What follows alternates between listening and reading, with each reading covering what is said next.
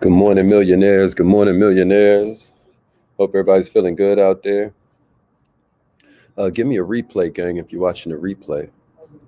Thank you, Tom.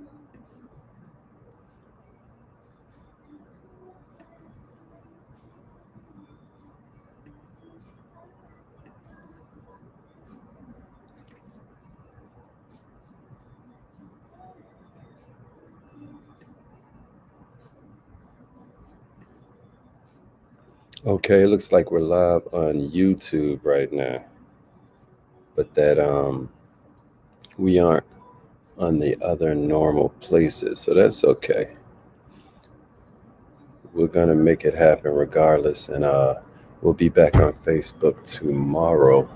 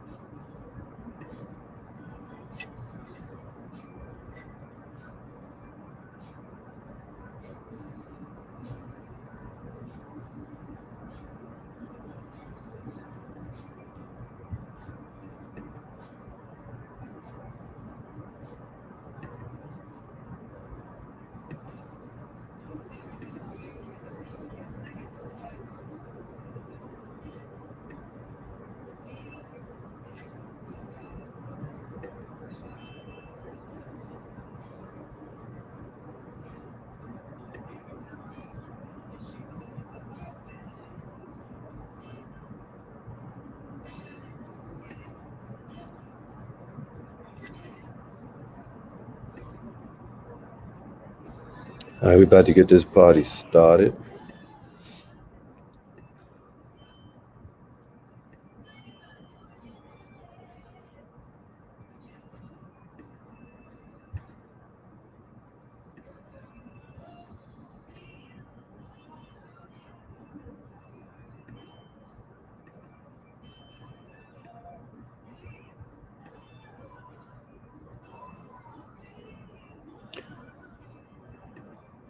Okay. Good morning, millionaires. Hope everybody's feeling good this morning. What's up, Vita? It looks like we're just gonna do it just on YouTube this morning because they're playing games with us. But it's no worries because that's what we're here for. That's why we have it on YouTube. My name is Haziq Ali. I'm a revenue acceleration coach and somebody who's dedicated to helping you go further, faster, with less effort. This morning is special because we're coming into that spring cleaning season, right?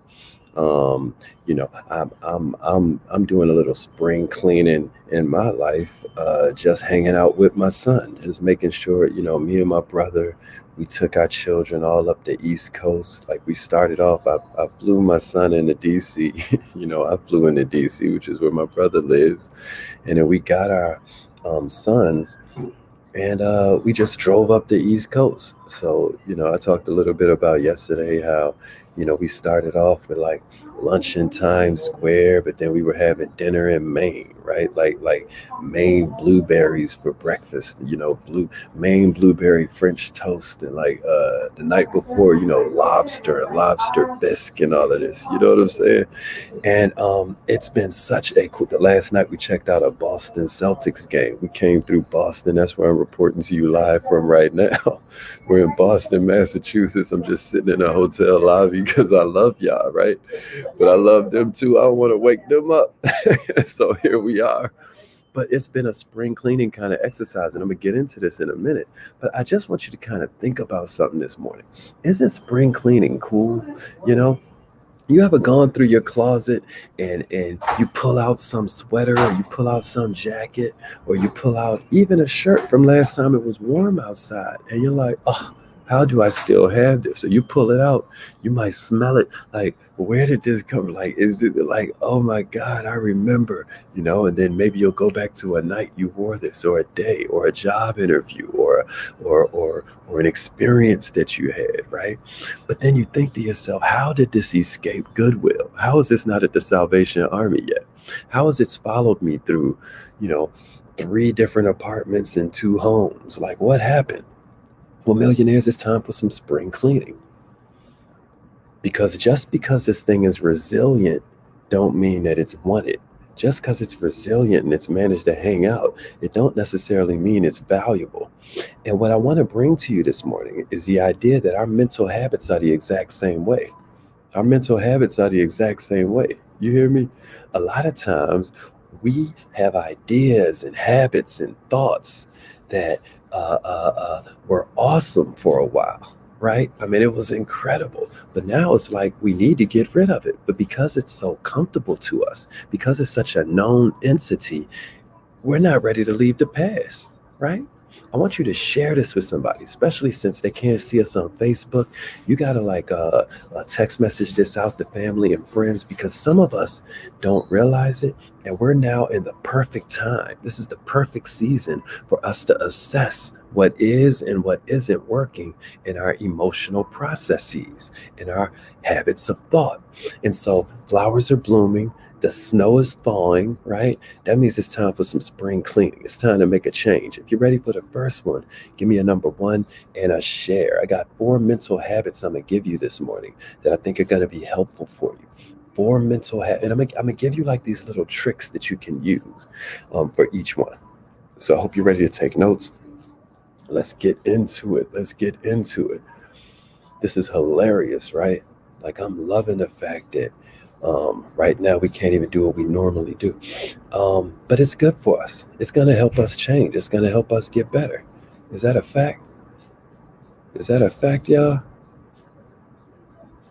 Yeah, that's a fact. Good morning. Good morning. Appreciate that. Appreciate that, Brother Dennis. Thank you, man. Please share it, y'all. We're going to get into this thing.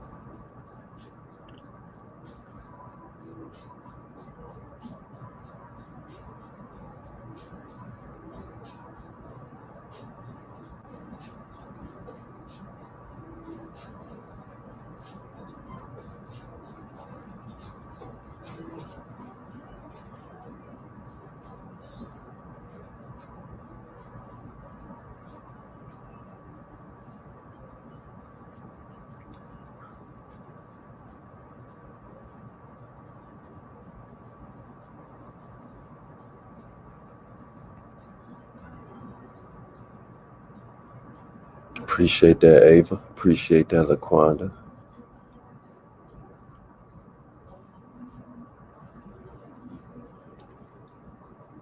Let's get this thing going.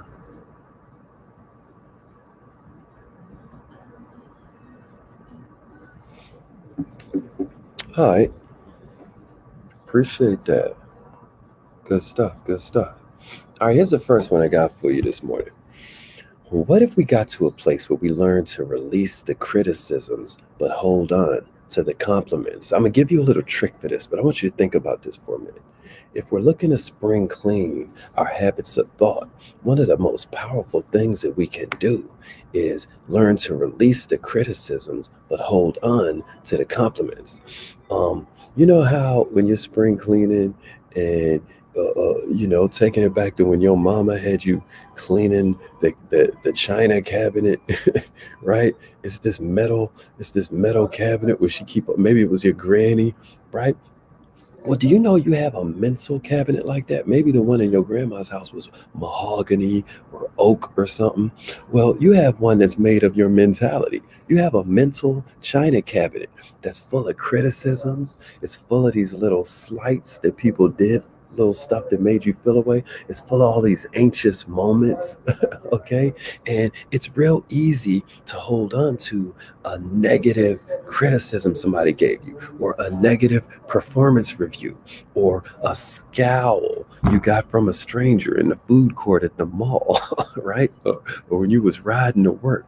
But when you do this, what you're doing is you're overlooking all the positive that has happened in your life. You're overlooking all the positive feedback you've gotten in your life, all the positive comments that are constantly flowing into your life.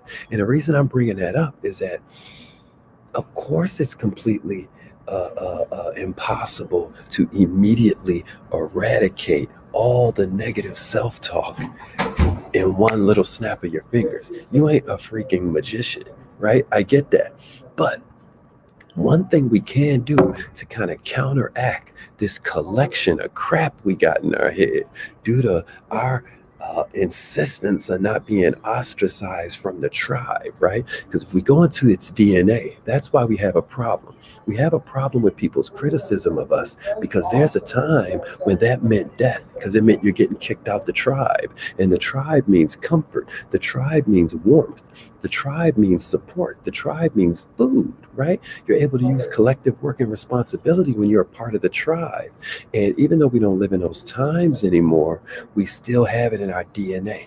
We don't want to get criticized. We want to make sure we're not getting closer to getting kicked out the tribe. But here's the problem.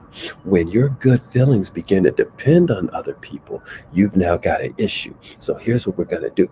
We're going to counteract all the crap in our head by keeping a nice things and compliments folder on our computer, a nice things and compliments folder on our phone. Can I get a witness?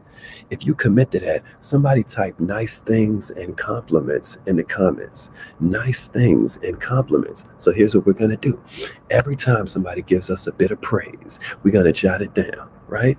If it's not in your inbox, you're going to jot it down yourself. Now, maybe it came in through your inbox or a text message or a private message or a direct message or something that was in written form. Maybe they responded to an email you sent out. But every time you get a little bit of praise, you're going to collect it and you're going to have a folder. That way, the next time you receive a criticism, when you're getting kind of pounded on, when the day ain't going right, you can revisit this folder and instantly improve your mood. Nice things and compliments. Appreciate that, Dennis. Nice things and compliments. Who else is going to commit to that this morning? Nice things and compliments. Don't forget, like what we need you to do, if this is going to work, right, is we need you to support this by liking, by commenting, by sharing. I talked about it a little bit yesterday, but I never knew that they will literally ignore you if it looks like the people don't care about what it is that you're talking about. But if you care about what we're talking about, please like it, please comment, please share. That helps you support what it is we're doing. It helps us change the world at the same time, right? By spreading the word, we can change the world. Well, if that helps you this morning, then what I want you to do is write nice things and compliments into the comments. Nice things and compliments. Millionaires. Here's an added bonus of you having a collection of nice things and compliments that people have said. Now you got evidence of what you're good at. You have natural, unsolicited evidence of exactly what people think of you in terms of your strengths, in terms of your assets. If you remember, yesterday we were talking about the fact that it's so easy a lot of times for us to recall the crap. It's so easy a lot of times for us to remember what we're not good at. But when I ask you what are some things you're excellent at, a lot of times that list is a bit shorter. So, what we're suggesting you do is begin to collect these nice things and compliments because it's not only going to help you spring clean your mind, it's going to help you know thyself. If you're ready for number two, give me a number two and a share. Good, Crystal. And I'm sorry to hear that, but I'm glad we're able to help. Good stuff. All right, nice things and compliments. Give me a number two. Give me a number two if you're ready. Nice things and compliments. Nice things and compliments. Appreciate that. Appreciate that. Spread the word, y'all. Nice things and compliments. Nice things and compliments. Appreciate that, bro. Appreciate that. Appreciate that. All right, we got them coming in. Everybody's getting ready. Appreciate that. Here we go. Nice things and compliments. All right, here's number two, y'all. Here's number two. Number two is that if we're looking to spring clean our mentality, a second thing that we can do is begin to be a little bit more laser focused on whether our actions actually match our ambitions. If our actions actually match our ambitions, what are we saying with that? We're saying that a frequent source of people's unhappiness, a frequent source of people's frustration, y'all, is this idea that they don't match what they do with what they want. Think about that. A frequent source of people's problems in this life is that they don't match what they do with what they want. Just think about that for a minute. It's like asking yourself, why are you not selling out stadiums like Beyonce when you ain't been to your dance class in 3 months? Think about that. It's like asking yourself, why am I not at the top of my compensation plan when you come home and watch Netflix?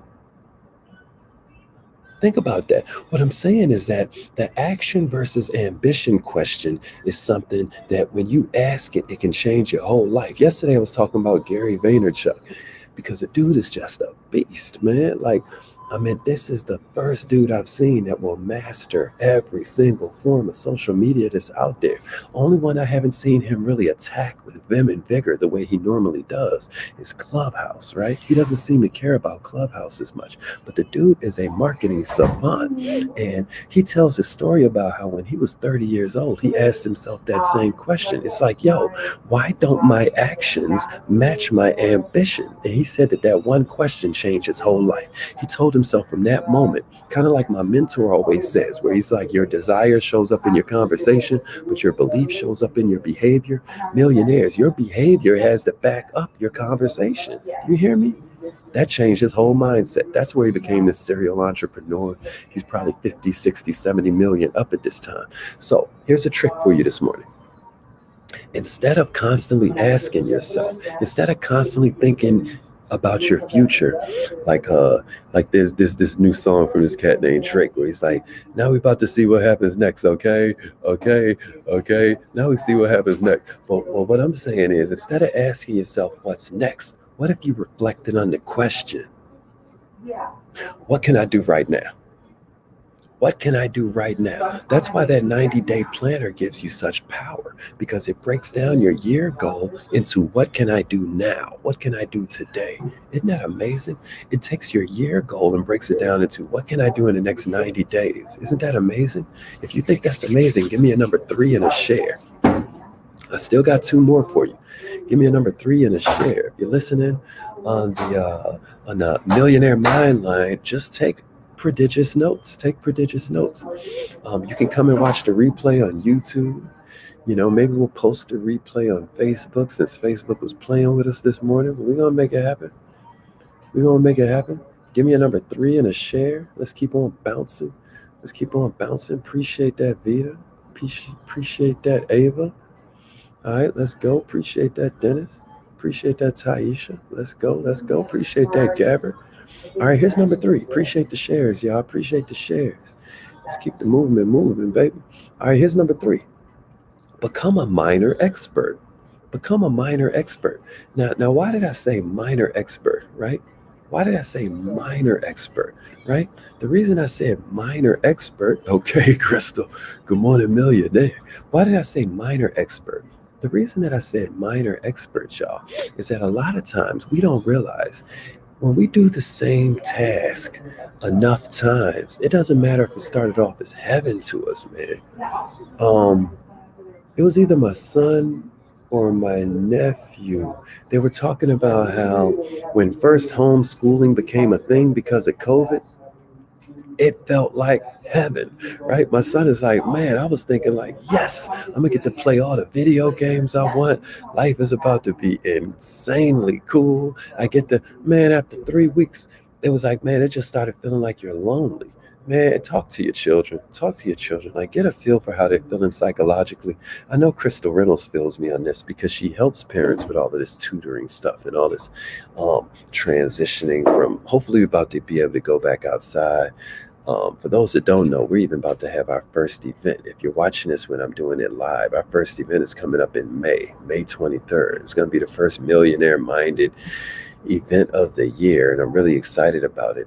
It's called Communication Pro. We're going to spend a whole weekend covering nothing, okay, but personality types and how to deal with the different personality types. But I digress. That's going to be our first live event. But talking about your children, man, talking about this idea of how when you keep doing the same thing, it turns into a rut. It's sort of like that curse of King Midas, where first it's cool, you touch stuff and it turns to gold. But before you realize it, it becomes hell on earth because you can't even eat an apple. You can't even, right? That's how it starts to feel when we're just stuck in the mundane, when a routine becomes a routine, right? You keep doing it, now you're burning out. Now, maybe that's your job. And maybe you're not ready to put in your 2 weeks notice yet, right? Maybe you're, slowly finding yourself getting frustrated. But a little secret for you is that as you slowly incorporate new habits into your life, you'll start to replace a lot of those old, stale, sour feelings. One way to do this then is begin becoming a minor expert at something. Now, what's a minor expert? One of my favorite examples of this is that movie, Catch Me If You Can. It was Leonardo DiCaprio, and he's imitating, he's acting, he's playing the role of the world's like most infamous, at least in contemporary times, con artist, this dude named Frank Abagnale. And Frank Abagnale was wild. Like I say, they portray his story in Catch Me If You Can. It stars Leo DiCaprio. It stars Tom Hanks. And wild movie, but wilder real life story. This dude impersonated everything from a pilot to a sociology professor. And a bunch of other stuff in the middle there. But they asked him later, it's like, okay, we understand this one. We understand this one. We see how you did this one. This one seems a little dangerous. But we're just curious. How were you able to teach a college course on sociology when you have no knowledge of the subject? He was like, oh, all you got to do is be one chapter ahead of the class. What's my point? My point is, to be an expert is different from being a master. When we're saying that number 3 on this spring cleaning trick list is become a minor expert, we're asking you to acknowledge the idea that all you got to do is kind of start to dip your toe into that thing. Start with a lot of reading about the subject, Googling about the subject, podcasts. Start to figure out people who are really good at it. How did they get into it? Start to study the people that are into them and how did they get into it. If you take our revenue acceleration course, we tell you to teach, we teach you to study the market that you're diving into and study the buyers in that market and then study the sellers in that market. What are some other solutions the buyers have tried? What are some other products the sellers have tried in the marketplace, right? You're just learning all of this stuff. And that's just one level of it. We give you about 5 levels from buyer, 5 levels of seller. Incredible course. And that's why we require you take it, whether you're on the low level of the Kaizen Academy or whether you're on the pro level of the Kaizen Academy, because it's just that powerful. But here's why I'm sharing it with you when we're talking about spring cleaning, because whenever you want to, you don't know what you like, you just like what you know. You hear me? You need to embrace the idea of becoming a little baby expert at something. Part of the fun is not knowing where it's going to take you. You don't know what you like, you just like what you know. And this is a sneaky way for you to cultivate passions. This is a sneaky way for you to discover interests that excite you. Find out where it's going to take you in this journey called life. You have no idea. People always talk about Madam C.J. Walker. One of my favorite stories is how Annie Turnbow Malone, who was her mentor, really only got into the hair care business because she had a breathing problem. She did hair, don't get me wrong, but it wasn't until her breathing problem sent her to the herb lady. And she's in there, she's like, "You got anything for hair loss?" Because one of her sister's best friends was losing her hair because everybody would be selling all this skin whitening paste and all this stuff that made your hair look more like white people's hair. And so her hair started falling out. She's like, "Damn, all I wanted to do was look pretty." My point is, her following that path to that herb doctor's house literally led her to changing the world. What if she would have just stayed in her house and said, "That's not my lane. I don't know anything about growing somebody's hair"? What if she decided to do that, y'all? Instead of following where even an alleged misfortune took her. It's a misfortune you can't breathe properly. They used to have her putting blankets over the little pot, breathing in the herbs and stuff to clear her congestion. And that led her to changing the world. If you're ready for the last one, give me a number 4 and a share. I got one more for you and then we gone. Millionaires, being a beginner at any age is going to be difficult for you.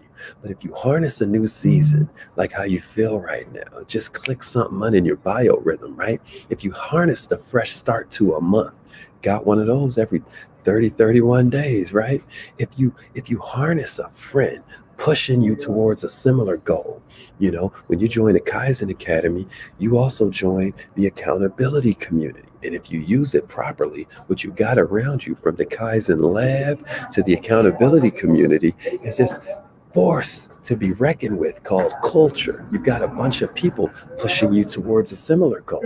And what happens if you leverage beginning of a month, if you leverage beginning of a new season, if you leverage the culture around yourself, now you got momentum. Now you have accountability, and that's going to help you replace some of this old crap in your head with the new, different, and interesting stuff you need for new, different, and exciting results. Are y'all giving me a number 4 or y'all ignoring me? Appreciate that, Kim. Appreciate that, Laquanda. Appreciate that. Appreciate that. Vita, Tina, what's up? What's up, Tina? Appreciate that, Laquanda. All right, number 4. I got one more for you. Then we're going to go do our affirmations, y'all. We ready? We ready? That's right, Chris. Tell them, Queen. All right, I got one more for you, and then we out of here. We out of here. I got one more for you. It goes like this, y'all. You got to let your brain rest. I went to Florida A&M. I was in SBI, which is like the business school. And one of the things that they taught us that did stick with me, I know I have a lot to say about college and the fact they'll give you student loans for, a piece of paper, but won't give you property loans to go buy a duplex or a quad when there are enough abandoned buildings in America to end homelessness. Anyway, what I'm saying is, in accelerated learning, what they did was they taught us how to take breaks in between studying. You go hard, then you take a break. You go hard, then you take a break.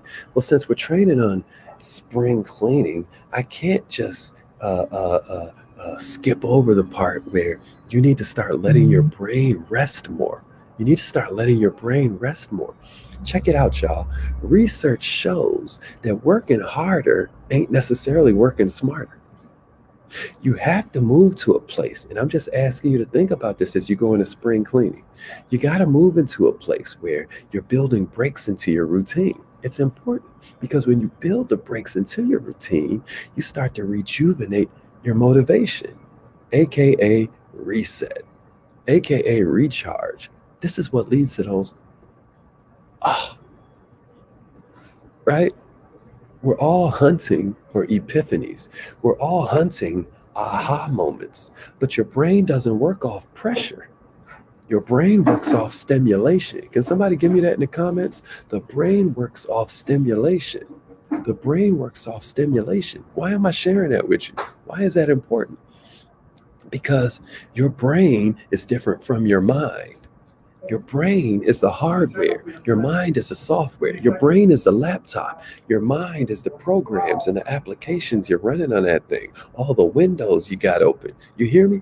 And you have something called a subconscious mind that acts almost like eyebrows on your forehead. You know what your eyebrows do, y'all? Your eyebrows keep the gunk from flowing into your eyes. It keeps the sweat. It keeps the debris. You know, your eyebrows and your eyelashes are doing an important job. They're protecting you so you can be in the moment and function in this society and function in your regular life. It's there to help you move forward, right? I'm sure we started off without eyebrows, right? Fish ain't got eyebrows because they're in the water, but we suddenly began to develop eyebrows. Pretty cool. Here's why I'm sharing that with you. Your subconscious mind is the eyebrows of your life, maybe. I don't know how to put this right now. The eloquence is escaping me, but I'm going somewhere with this. Just bear with me. What I'm saying is, your subconscious mind is collecting all of the crap that you're noticing, but that doesn't apply to your life in this moment. You know, your conscious mind is only showing you pain and gain. What's relevant to you coming up, or what's relevant from you not falling off. That's all your brain is really focused on. You can't have but one conscious thought at a time, right? It's just that your day is a collection of them joints. My point is this: it's not till you stop thinking about it, your subconscious mind can kick in and produce the idea you need. Am I making sense to somebody out there? You can produce the idea you need by stop thinking about that and start thinking about something completely different. Then you come back to it with fresh eyes. Or you stop thinking about it, you go to something else completely different, and then you take a nap on it or you dream on it and let your subconscious mind go to work. Before you go to sleep, write out the problem on your notepad. Hopefully you got a little dream notebook by your bed. Write out that. Just try this, y'all. If you're going to try it, put it in the comments. If you're going to try it, imprint it in your subconscious right now by writing it out. Type it in the comments.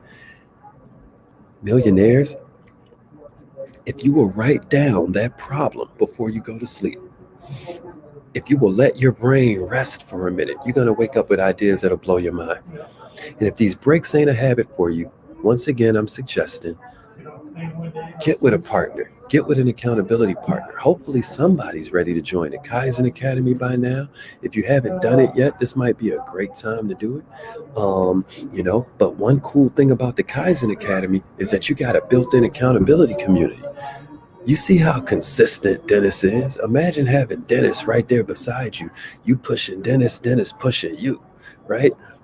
Because we're going to stop talking about it. We're going to start being about it. We're going to start showing the success that we're worthy of as the followers of a God that loves us, right?